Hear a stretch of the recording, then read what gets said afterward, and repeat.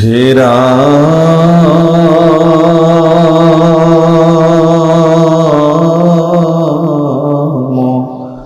ৰাম পুছিলা নৃপতি তুমি সংশয় দূত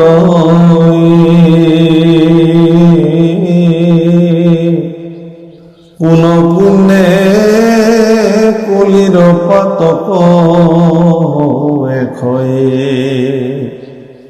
ৰাম কলিৰ পৰম ধৰ্ম শ্ৰৱণ কীৰ্তন দিও দুয়ো সিদ্ধান্ত শুনিলাই কোন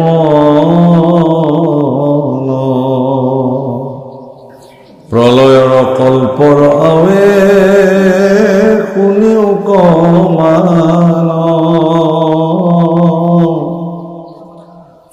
এহিতু কৃষ্ণৰ লীলা চৰিত্ৰ প্ৰধান হে ৰাম শুনিও চতুৰ্বিধ প্ৰলয়ৰ কথা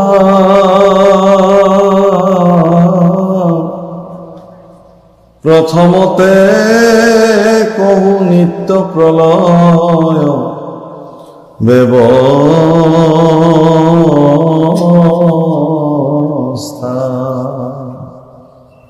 প্ৰভুসকল আইসকল, জয় জয়তে আপোনালোক সকলোকে আমাৰ ভক্তি ভৰা সেৱা নিবেদন কৰিলোঁ।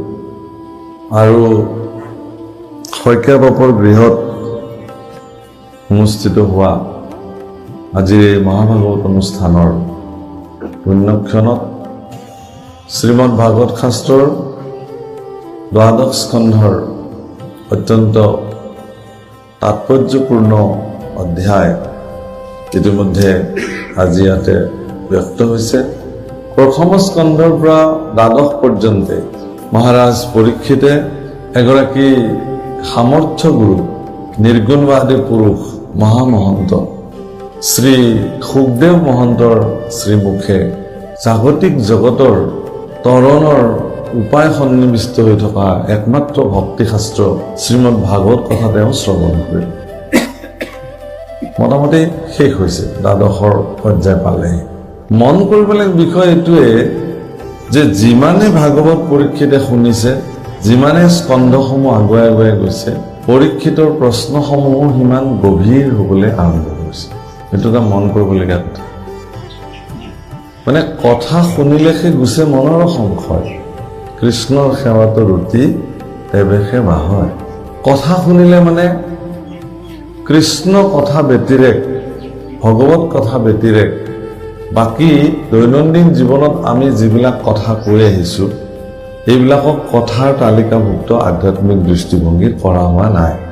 ভাগৱত কথা বা কৃষ্ণ কথা ব্যতিৰেক সকলোকে অকথা বুলিয়েই কোৱা হৈছে, যিবোৰ আমি দৈনন্দিন নিত্যভাৱে আমি পালন কথা পাতি আহিছোঁ। এতিয়া বিষয়টো হৈছে কি যে কৃষ্ণ কথা যিমানে মানুহে শুনে, মানুহৰ মন, মানুহৰ চেতনা সিমানে আধ্যাত্মিক ক্ষেত্ৰত জীপাল হৈ থাকে। আপুনি যিমানে বিষয়ী জগতত থাকিব, যিমানে আপুনি সংসাৰৰ মেৰপেচত সোমাই থাকিব, আপোনাৰ মন সিমানেই চঞ্চল হৈ থাকে। আজি যদি এজন ব্যক্তি, ধৰি ল'লো আমাৰ ল'ৰা এজন, সি যদি দুষ্টৰ সংগত থাকে, তাৰ কাৰ্যবিলাক কথা বতৰা চাল চলনো দুষ্টৰ লেখীয়াই হ'ব। কিন্তু সৰুৰ পৰাই যদি আপুনি আপোনাৰ ল'ৰাক যদি সৎসংগ দিছে বা সি যদি তাৰ সংস্কাৰৰ মাধ্যমেৰে সাধু সংগ গ্ৰহণ কৰিছে, তেতিয়াহ'লে সেই ল'ৰাটোৰ চাল চলন কথা বতৰা স্বভাৱ চৰিত্ৰ সন্তৰ লেখীয়া হ'ব। সিদ্ধান্ত আপোনাৰ, সিদ্ধান্ত সকলোৰে নিজৰ নিজৰ। প্ৰভু কলাই হ'ব ভাগৱত শুনিবলৈ আহিছে আপোনালোকে, ভাগৱত শুনিলে পুণ্য হয়, বাছ এইটো ধাৰণা বাদ দিয়ক। আমি ভাগৱত শুনিম, পুণ্য হ'ব, পাপবোৰ ক্ষয় হ'ব। যদি এইটোৱেই কেৱল ভাগৱত শুনাৰ একমাত্ৰ কাৰণ হিচাপে বিবেচিত হয়, তেতিয়াহ'লে ইয়াৰ কোনো কাম নাই। পাপ পুণ্যৰ বিচাৰটো আপুনি কৰিবই নালাগে, যিজনে কৰিব লাগে তেওঁ কৰি আছে। কিন্তু ভাগৱত শ্ৰৱণৰ মাধ্যমেৰে আপোনাৰ জীৱনত যদি সংস্কাৰ ঘটে, আপোনাৰ জীৱনত যদি উন্নতি হৈছে, ভাগৱতৰ মাধ্যমেৰে যদি আপুনি আপোনাৰ জীৱন পৰিচালিত কৰিবলৈ আগবাঢ়িছে, তেতিয়াহ'লে এই ভাগৱত কথাই আপোনাৰ জীৱনৰ পৰম মংগলময় কথা হিচাপে নিৰ্ণয় হ'ব। আমি কোনটো কথা ক'ব খুজিছোঁ যে পৰীক্ষিত এগৰাকী সমৃদ্ধিশালী ৰজা আছিল, পৰাক্ৰমী ৰজা আছিল, প্ৰজাবৎসল আছিল, পৰম জ্ঞানী আছিল, ভক্তিবান আছিল। কিন্তু কলিৰ এনেকুৱা প্ৰচণ্ড প্ৰভাৱ যে পৰীক্ষিতৰ নিচিনা এগৰাকী পৰাক্ৰমী, বলশালী, বুদ্ধিমান, ভক্তিবান, এটা ভক্তিযুক্ত বংশত জন্ম হোৱা এজন পুৰুষ, প্ৰজাবৎসল ৰজা, তেওঁ কিন্তু কলিৰ প্ৰভাৱৰ পৰা সাৰি যাব নোৱাৰে।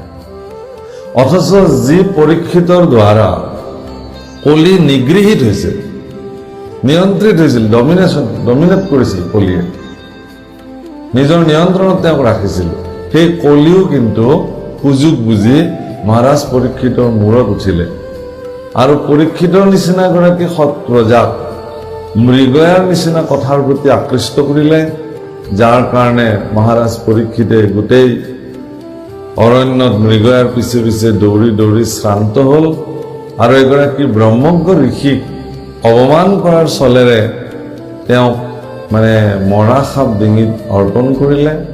তাকে দেখি তেওঁৰ পুত্ৰ শৃংগীয়ে তেওঁক অভিশাপ দিলে যে 7 দিনৰ ভিতৰত তোমাক তক্ষকে দংশন কৰা। মহাৰাজ পৰীক্ষিত যিহেতু এগৰাকী চক্ৰৱৰ্তী ৰজা আছিলে, ইচ্ছা কৰিলে তেওঁ ইয়াৰ সমিধান কৰিব নিশ্চয় পাৰিলেহেঁতেন যে সমস্ত ঋষিকুলক মাতি অনা হওক, তেওঁলোকে বিচাৰ বিশ্লেষণ কৰক, অভিশাপটো কেনেবাকৈ উঠাই ল'ব পাৰে নেকি, বা মই জীয়াই থকাৰ পৰিকল্পনা কৰিব লাগে, কৰিব পাৰিলেহেঁতেন। কিন্তু মহাৰাজ পৰীক্ষিতে এই কাম নকৰিলে। মহাৰাজ পৰীক্ষিতে একে আশাৰে মানি ল'লে যে মোৰ দ্বাৰা যিহেতু এগৰাকী ঈশ্বৰৰ লগত বিলীন হৈ থকা, ঈশ্বৰৰ সান্নিধ্যত বহি থকা পুৰুষ এগৰাকী মোৰ দ্বাৰাই যেতিয়া অৱমানিত হ'ল, গতিকে ইয়াৰ প্ৰতিকাৰ স্বৰূপে, পৰিণাম স্বৰূপে মই এই অভিসম্পাদ প্ৰাপ্ত হৈছে মোৰ জীৱনত, গতিকে ইয়াক মই পালন কৰিম। এইটোৱে মোৰ প্ৰায়শ্চিত্ত। সজ্জনবিলাকে যেতিয়া কিবা অপৰাধ কৰে, সেই অপৰাধটো সজ্জনবিলাকে স্বীকাৰ কৰে যে এইটো মোৰ দ্বাৰা ভুল হ'ল, এই বুলি অনুশোচনা কৰাৰ লগে লগে তেওঁৰ প্ৰায়শ্চিত্ত হৈ যায়। অনুশোচনাই জগতৰ সৰ্বশ্ৰেষ্ঠ প্ৰায়শ্চিত্ত। প্ৰায়শ্চিত্তৰ কোনো বিধান বেলেগ নাই। কিন্তু যিবিলাক অত্যাচাৰী দুৰাচাৰী মানুহ আছে পৃথিৱীত, তেওঁলোকে কেতিয়াও নিজৰ ভুল বা অপৰাধক স্বীকাৰ নকৰে। পাৰিলে তেওঁক অজুহাত দিব যে অমুকৰ কাৰণেহে মই এইটো কৰিলোঁ, গতিকে এইটোত মই দোষী নহয়, অমুক দোষী। বেলেগলৈ বস্তুটো ঠেলিবৰ কাৰণে প্ৰয়াস কৰে। সজ্জন আৰু দুৰ্জনৰ মাজত এইটোৱে আটাইতকৈ ডাঙৰ পাৰ্থক্য। সজ্জনে তেওঁ যদি ভুল কৰিছে তাক তেওঁ স্বীকাৰ কৰিব, ঈশ্বৰৰ ওচৰত প্ৰাৰ্থনা কৰিব, সমাজৰ ওচৰত হাত জোৰ কৰিব যে আপোনালোকে মোক মাৰ্জনা কৰক, মোৰ দ্বাৰা এইটো ভুল হ'ল। মহাৰাজ পৰীক্ষিত যে এগৰাকী সজ্জন পুৰুষ আছিল, তাৰ প্ৰমাণ এইটোৱে যে পৰীক্ষিত ৰজাৰ ক্ষমতাৰ ভিতৰত বহুতখিনি কৰিব পাৰিলেহেঁতেন যদিও তেওঁ কিন্তু নকৰিলে। তাৰ বিপৰীতে তেওঁ ক'লে যে হে ঋষিবৰ, তোমাৰ এই শাস্তিটোক মই স্বীকাৰ কৰিছোঁ আৰু তোমাৰ প্ৰতি মই কৃতজ্ঞ এইকাৰণেই যে মনুষ্য জীৱনত আমি জন্ম লৈছোঁ, জীয়াই আছোঁ, কেতিয়া মৰিব লাগিব সেই কথাটো নাজানো। সেইকাৰণে আমি ভাবি থাকোঁ যে আমাৰ বহুত কিবা কিবি কৰিব লাগিব। কিন্তু যিহেতু মই কেতিয়া মৰিব লাগিব তাৰ সীমাই যেতিয়া নিৰ্ণয় হৈ গ'ল, গতিকে এইকেইটা দিনৰ ভিতৰত মই মনুষ্য জীৱনৰ সৰ্বশ্ৰেষ্ঠ যি কাৰ্য, ইয়াক মই সম্পাদন কৰিব পাৰিম। যিয়ে নহওক, গংগাৰ তীৰত আহি বহিলে আৰু সৌভাগ্য মৰ্মে তেওঁ মহামুনি শুকদেৱক প্ৰাপ্তি হ'ল। আৰু শুকদেৱে প্ৰথম স্কন্ধৰ পৰা দ্বাদশ পৰ্যন্ত ক'লে, বিশেষভাৱে দশম স্কন্ধত ভগৱন্ত পুৰুষৰ জন্মৰ পৰা আৰম্ভ কৰি তেওঁৰ সমস্ত লীলাসমূহ পৰীক্ষিতক শ্ৰৱণ কৰোৱালে ভগৱন্তৰ লীলা সমুদ্ৰত অৱগাহন কৰি পৰীক্ষিত সম্পূৰ্ণ স্বচ্ছ হৈ গ'ল আৰু যিমানে পৰীক্ষিতৰ মন স্বচ্ছ হ'বলৈ ধৰিলে সিমানে পৰীক্ষিতৰ মন প্ৰাণত ভগৱন্তৰ প্ৰতি দৃঢ়তা, নামৰ প্ৰতি দৃঢ়তা, গুৰুৰ প্ৰতি সুদৃঢ় বিশ্বাস, ঈশ্বৰৰ প্ৰতি সুদৃঢ় বিশ্বাস তেওঁৰ জীৱনত বাঢ়িলে। আৰু আহি দ্বাদশ স্কন্ধৰ শেষত মহাৰাজ পৰীক্ষিতে গুৰুদেৱ শুকৰ প্ৰতি এটি বিশেষ প্ৰশ্ন কৰিছে, যিটো প্ৰশ্ন কেৱল পৰীক্ষিতৰ নহয়, আমাৰ কাৰণেও প্ৰয়োজন। কৈছে যে মোৰ মনত এটা সংশয় আছে গুৰুদেৱ, যে এনে কি পুণ্য কৰ্মৰ দ্বাৰা কলিৰ পাপ হৰণ কৰিব পৰা যায়? এনে কি পুণ্যৰ দ্বাৰা কলিৰ পাপ হৰণ কৰিব পৰা যায়? আৰু এই কথাটোতো আমাৰ সকলোকে প্ৰয়োজন আছে। এনে কি কাম কৰিলে আমাৰ, কাৰণ পাপৰটো লয় লেখ নাই, পাপৰ লেখ আছে জানো? দৈনন্দিন জীৱনত এইখন খোজকাঢ়ি আহোঁতে কিমান অপৰাধ কৰিলো কোনে ক'ব? আৰু মোৰ জীৱনত পুণ্যই বা কিমান সাধিত হ'ল তাৰ হিচাপ মোৰ হাতত ক'ত আছে? গতিকে মোৰ পাপৰ হিচাপো মোৰ তাতে নাই, পুণ্যৰ হিচাপো মোৰ তাতে নাই। আৰু এইটোও ঠিক প্ৰভুসকল, ভগৱন্তক পাবৰ কাৰণে পাপ আৰু পুণ্য একোৰে প্ৰয়োজন নাই, পাপৰো প্ৰয়োজন নাই, পুণ্যৰো প্ৰয়োজন নাই। যে ভগৱন্তক পাবৰ কাৰণে বা আমি যাক মোক্ষ প্ৰাপ্তি বুলি কওঁ, ঈশ্বৰ প্ৰাপ্তি বুলি কওঁ, আমাৰ চবৰে কিন্তু মনত ধাৰণা আছে যে প্ৰভু আমি মৃত্যুৰ পিছত তোমাক পাব লাগে, জীৱনৰ অন্তিম সময়ত তোমাক পাব লাগে, চবৰে ধাৰণা আছে এইটো। কিন্তু শাস্ত্ৰত কৈছে যে ঈশ্বৰ পাবৰ কাৰণে পাপৰো প্ৰয়োজন নাই, পুণ্যৰো প্ৰয়োজন নাই। যদি আপোনাৰ জীৱনৰ অসংখ্য পুণ্য মজুদ আছে, তেতিয়াহ'লে ভগৱানে কিন্তু সেই পুণ্যখিনি আপোনাৰ দ্বাৰা আগতে ভোগ কৰাব, তাৰপিছতহে আপোনাক। যেনে প্ৰহ্লাদক কৈছিলে, কীৰ্তনত মহাপুৰুষে বাণী লিখিছে যে ভোগ ভুঞ্জি পুণ্য কৰা কিয়? তোমাৰ ভোগ পুণ্যবিলাক তুমি ইয়াতে ভোগ কৰিব লাগিব, কাৰণ পুণ্য ভোগাৰ কাৰণে বৈকুণ্ঠ স্থান নহয়, এটাকে পাপৰ শাস্তি দিবলৈও বৈকুণ্ঠ স্থান নহয়। যিহেতু তুমি মোৰ সান্নিধ্যলৈ যাব খুজিছা বা যাবা, তেতিয়া ইয়াত কিন্তু পাপ পুণ্যৰ ভোগৰ কোনো ৰাস্তা নাই। মহাৰাজ পৰীক্ষিতৰ ক্ষেত্ৰত দেখা গ'ল যে পৰীক্ষিতৰ জীৱনত দুটামান কথা খুব গুৰুত্বপূৰ্ণ। এক, তেওঁ কলিৰ যুগৰ প্ৰথমগৰাকী ৰজা। গতিকে যুগ ধৰ্ম অনুযায়ী কলিৰ যুগত কি কৰ্ম কৰিলে এজন ব্যক্তিৰ সদ্গতি সাধন হয়, তাৰ আদৰ্শ মহাৰাজ পৰীক্ষিতে থাপি থলে। অৰ্থাৎ কি কৰিলে? তেওঁ ভগৱন্তৰ বাংময় মূৰ্তি ভাগৱতৰ শ্ৰৱণ কীৰ্তন কৰিলে। তাৰমানে কলিৰ যুগত ভাগৱত শ্ৰৱণ কীৰ্তন এক উত্তম মাৰ্গ, যিটো মাৰ্গৰ দ্বাৰা মানে আমি ঈশ্বৰ প্ৰাপ্তি হ'ব পাৰোঁ। এক। দুই নম্বৰ কথাটো হৈছে কি, যে তেওঁ এগৰাকী সমতাশালী ৰজা হোৱাৰ পিছতো, পৰাক্ৰমী ৰজা হোৱাৰ পিছতো তেওঁ সম্পূৰ্ণ ৰাজকীয় আভৰণ খুলি থৈ, সম্পূৰ্ণ সন্ন্যাস ত্যাগী বেশেৰে বাকলি বসন পিন্ধি কুশবনৰ আসন পাৰি তেওঁ গংগাৰ তীৰত সাধনাৰ কাৰণে বহিছিলে। পুত্ৰ জন্মেজয়ক সকলো অৰ্পণ কৰি দিছিলে যে মোৰ এইবিলাকৰ লগত মোৰ আৰু কোনো সম্বন্ধ নাই। সম্পূৰ্ণ যেন একাষৰীয়া হৈ তেওঁ কি কৰিছে, এই কৰ্মখিনি সাধন কৰিছে। ৩ নম্বৰতে তেওঁৰ জীৱনত এগৰাকী সামৰ্থ্য ব্যক্তি গুৰু হিচাপে তেওঁৰ জীৱনত প্ৰাপ্তি হৈছে। মই আপোনালোকক কওঁ বাপসকল, মনুষ্য জন্মটো দুৰ্লভ, সেই দুৰ্লভ জন্ম আপোনালোকৰ জীৱনত প্ৰাপ্তি হৈছে। তাতকৈ দুৰ্লভ কি জানে? সাধু সংগ। আপুনি মনুষ্য হৈও সাধু সংগ জীৱনত নাপাবও পাৰে।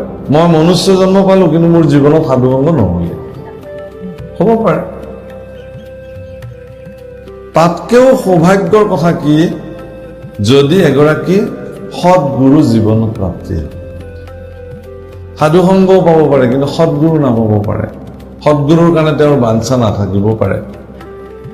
সাধু সংগত আহে বহুতে, আহি সাধু সংগত থাকি সাধু সংগত তেওঁ কীৰ্তন কৰিব, সাধু সংগত থাকিও সাধু সংগই যে গুৰুৰ চৰণ ধৰিবৰ কাৰণে পৰামৰ্শ দিলে সেই পৰামৰ্শ কোনোবাই গ্ৰহণ নকৰিব পাৰে আপোনালোকে গুৰুটো বহুত আছে কোনবা গুৰু হ'লে কৈছে গুৰুটো বহুত বুলি ক'লে কি গুৰু আছে আপুনি কওকচোন আৰু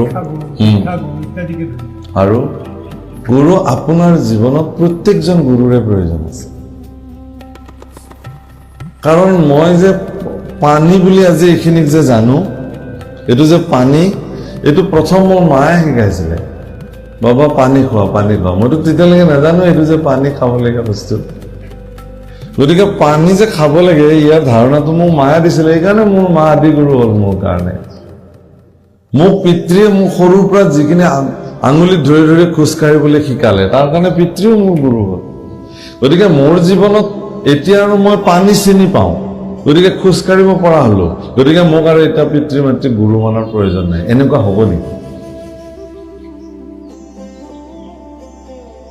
গতিকে মোৰ গোটেই জীৱন যেতিয়ালৈকে মোৰ জীৱন থাকে তেতিয়ালৈকে মোক মোৰ মা মোৰ দেউতা মোৰ কাৰণে চিৰপূজ্য গুৰু আখৰ কেইটা শিকালে মোক শিক্ষা গুৰুৱে স্কুলত এতিয়াতো মই আখৰ চিনি পালো তেওঁ মানে কতে কমল গতে গৰু বুলি শিকালে চিনিয়ে নাপাওঁ ক কেনেকুৱা ম কেনেকুৱা অ কেনেকুৱা গতিকে শিক্ষাগুৰুৱে মোক শিকালে এতিয়াতো মই আখৰ চিনি পোৱা হলো এতিয়া আৰু মোক সেইজন গুৰুৰ প্ৰয়োজন নাই নেকি আজিও মই প্ৰাথমিক বিদ্যালয়ৰ শিক্ষকক যদি মই দেখা পাওঁ জীয়াই যিসকল আছে প্ৰায় আছে জীয়াই গাড়ী ৰখাই নামি হলেও চৰণ চুই সেৱা এটা কৰিলেহে মনটো আনন্দ হয় কাৰণ তেওঁ মোক শিকাইছিলে তুমি ভালে আছা তোমাৰ ভাগৱত মই শুনি থাকো বোলো ছাৰ মই ধন্য হলো আপুনি যে মোৰ পাঠ শুনিছে ছাৰক সেৱা এটা কৰি ভাল লাগে ঠিক তেনেকে দীক্ষা গুৰু বা শৰণদাতা গুৰু নামঞ্জনীয় গুৰু বুলি যাক কয় তেওঁতো মোৰ পাৰমাৰ্থিক স্তৰৰ গুৰু তেওঁ নহলে মইতো ৰাস্তাটোৱে নাপালোহেঁতেন আধ্যাত্মিক মাৰ্গৰ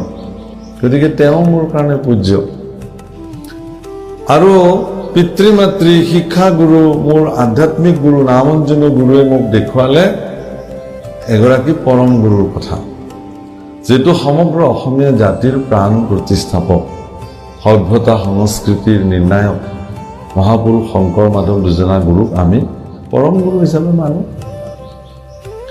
ঈশ্বৰো গুৰু এই ক্ষেত্ৰত ঈশ্বৰকো গুৰুৱে মানা হয় কাৰণ এইকাৰণে ঈশ্বৰকে পিতৃ মাতৃ বুলিও মানা হয় ঈশ্বৰকে গুৰু মানা হয় ঈশ্বৰকে দ্ৰব্য বস্তু ধন সম্পত্তি খ্যাতি যশস্য সকলো ঈশ্বৰকে মানা হয় ত্বমেব মাতা চ পিতা ত্বমেব বন্ধু চ সখা ত্বমেব বিদ্যা দ্ৰবিণম ত্বমেব সৰ্বম মম দেৱ দেৱ তুমি মোৰ সকলো হে ভগৱান তুমি মোৰ কাৰণে পিতৃ মাতৃ তুমি মোৰ কাৰণে দীক্ষাগুৰু শিক্ষাগুৰু সম্পত্তি ধন মোৰ যশস্য কৃতিত্ব জ্ঞান বুদ্ধি বিবেক চব তুমি মোৰ কাৰণে সেইকাৰণে তোমাৰ ওচৰত মই সৰ্বতো প্ৰকাৰে আত্মসমৰ্পিত হৈছো এই ক্ষেত্ৰত ভগৱানো গুৰু হয় এতিয়া মূল বিষয়টো এইটোৱে হৈছে যে কোন গুৰুক আমি ভজিম বুলি প্ৰশ্ন নাহে গুৰু মানে কি এইটোহে আটাইতকৈ প্ৰশ্ন নাম যিজনে মোক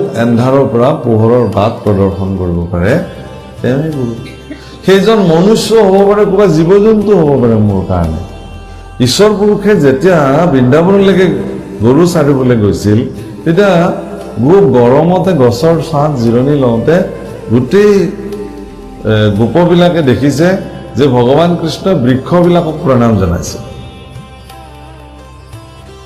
কৈছে যে ধন্য তোমালোক নিজে ইমান প্ৰচণ্ড তাপত তাপিত হৈও পথিকক তোমালোকে ছায়া দি পেলাই শান্তি দিছা এই যে নিজে তাপিত হৈও কাৰোবাক সন্তুষ্টি কৰিব পৰাৰ যিটো গুণ সেইটো তোমালোকৰ পৰা ল'ব লাগে এই ক্ষেত্ৰত বৃক্ষ তোমালোকে মোৰ গুৰু এইটোতো শিকিবলগীয়া কথা নৈখনে বৈ আছে কেৱল পৃথিৱীখন জীপাল কৰি শস্য শ্যামলা কৰিবৰ কাৰণে অৰ্থাৎ নিজৰ কাৰণে একো নাই এই গুণটোৰ কাৰণে নৈখনো মোৰ কাৰণে গুৰু এইটো শিকিবলগীয়া কথা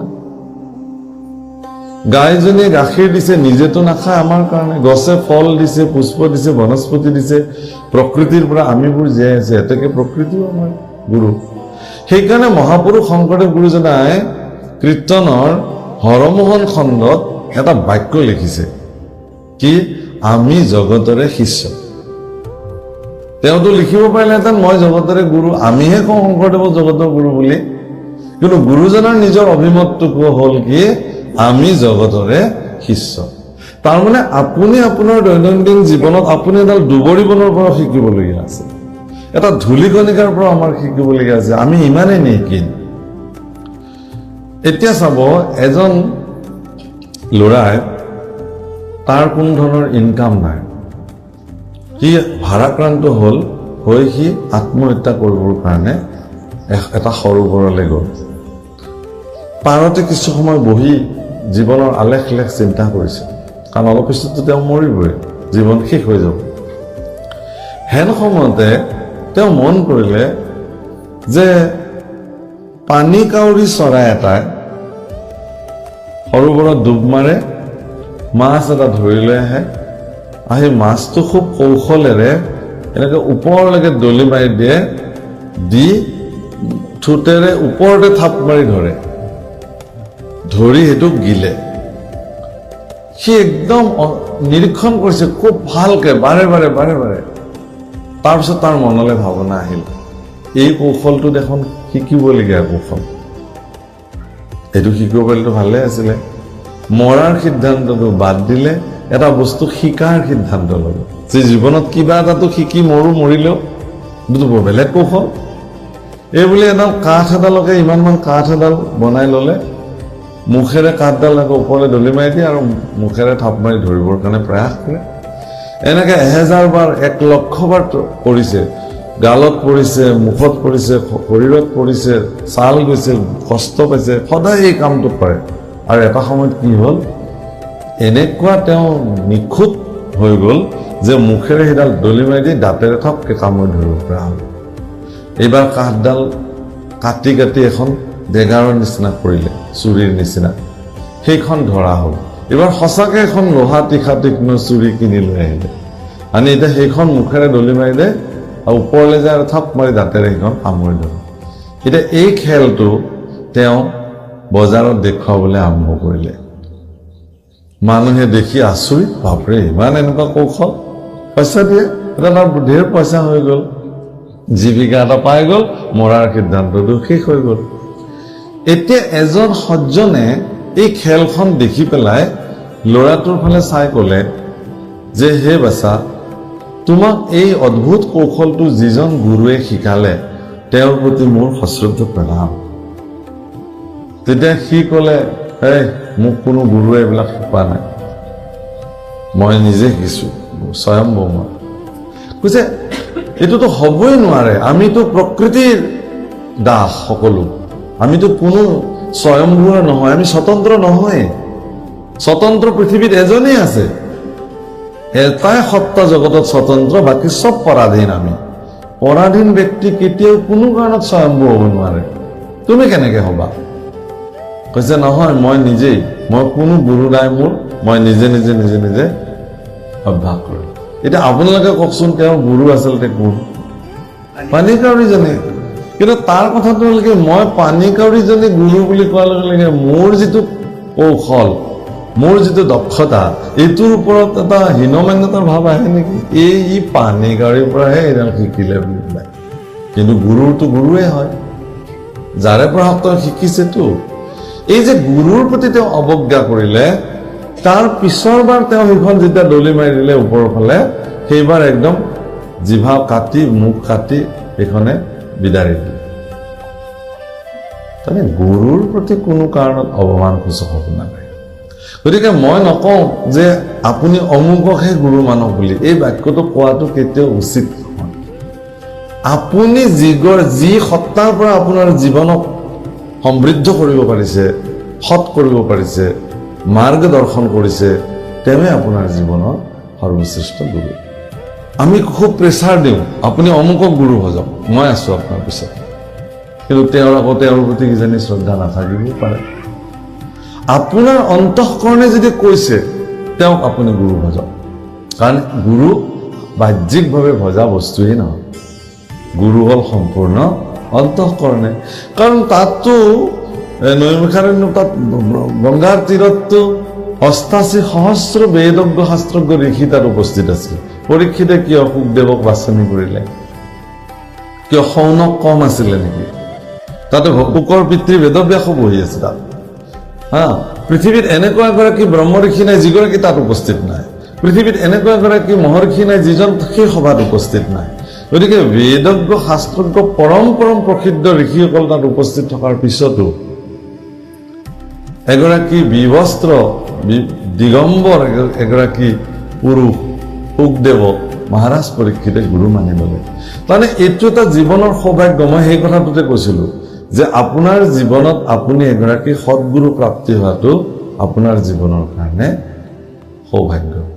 মহাপুৰুষ শ্ৰীমন্ত শংকৰদেৱ গুৰুজনাক মহাপুৰুষ মাধৱদেৱে তেওঁৰ জীৱনত গুৰু হিচাপে প্ৰাপ্তি কৰিছিল। এইটো মাধৱদেৱৰ জীৱনৰ সৌভাগ্য। আকৌ শংকৰদেৱ গুৰুজনায়ো মাধৱদেৱ গুৰুজনাৰ নিচিনা এগৰাকী প্ৰসিদ্ধ শিষ্যক তেওঁৰ জীৱনত শিষ্য হিচাপে প্ৰাপ্তি হৈছিল।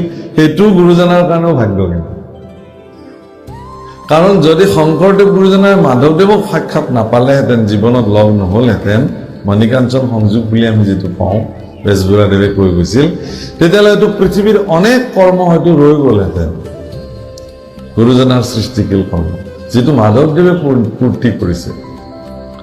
গতিকে এইবিলাক ঠিক তেনেকে ৰামকৃষ্ণ পৰমহংসদেৱক যদি বিবেকানন্দৰ নিচিনা গুৰু তেওঁ শিষ্য তেওঁ নাপালেহেঁতেন। ৰামকৃষ্ণ পৰমহংসইতো চব মানুহকে সুধিছিলে। যেতিয়া ধৰ্মৰ কথা কয় তেওঁ গৈ সোধে, আপুনি ভগৱানক দেখিছেনে? বোলে নাই, গুচি আহে। কিন্তু ৰামকৃষ্ণ পৰমহংসদেৱক যেতিয়া সুধিছিল নৰেন দত্ত, তেতিয়া তেওঁৰ নাম নৰেন দত্ত আছিল, পিছত তেওঁৰ নাম বিবেকানন্দ হয়।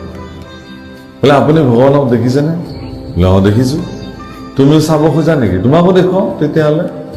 এই গুৰু মানি ডাঙৰ কথা।